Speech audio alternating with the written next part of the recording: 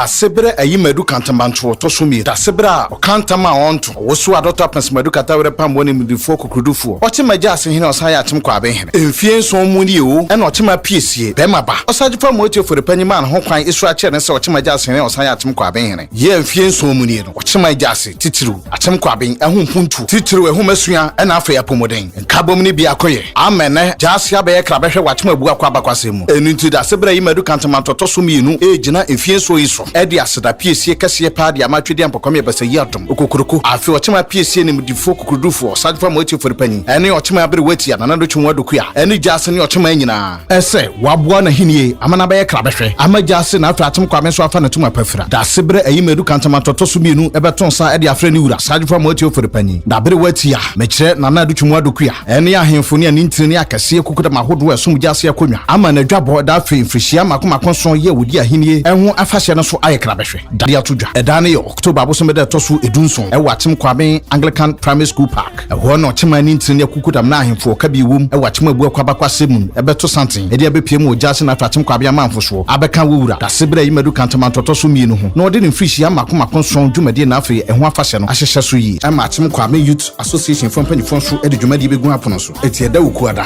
mekire October abosomede to so num e clean up exercise a embabu yi bechin atem kwaben kro nyina aya prafra yensisi ya makurum so etimi adawo eda ya wada mekire October abosomede to so dunsia eho e na atem kwaben Youth Association babun e de bobombe ene oseyo e de fidie bechinchin Okyeman mu na afa Gyaase amanfo so titiru ene atem kwaben enkrabata so mu atwe amanfo adwen sisu se wo wura da sebra ayimedu kantamanto to so mienu e de ne dwabo kase pa e be hyehye so potokasa me ye kana se float ne bi e da fiada October abosomede to so dunson e na Okyeman Gyaase hene da sebra ayimedu kantamanto to so mienu e be bodwa kase e wa atem kwaben afa da memeda mekire October abosomede to so dunwotwe e ye football tournament a atem kwaben Youth Association from panifo e de bobo akansie e be hyehye so abu amadwumade na ya akono eda kwasiada mekire October abosomede to so dunwotwe e ye nase ye ye de komatwede ampokome e basa yi adom kokorko se wahwe aboa ama Gyaase afa no tuma pafira titiru da sebra ayimedu kantamanto to so midu mekire dwabo kase ene emfishia makomakonso abera ofu Okyeman Gyaase akonwa kase no da sebra ayimedu kantamanto to so mienu e wo so adoto apensimadu katawre pambo nimdifo kokudrufo de wo hene Okyeman ta wo hene de wo hene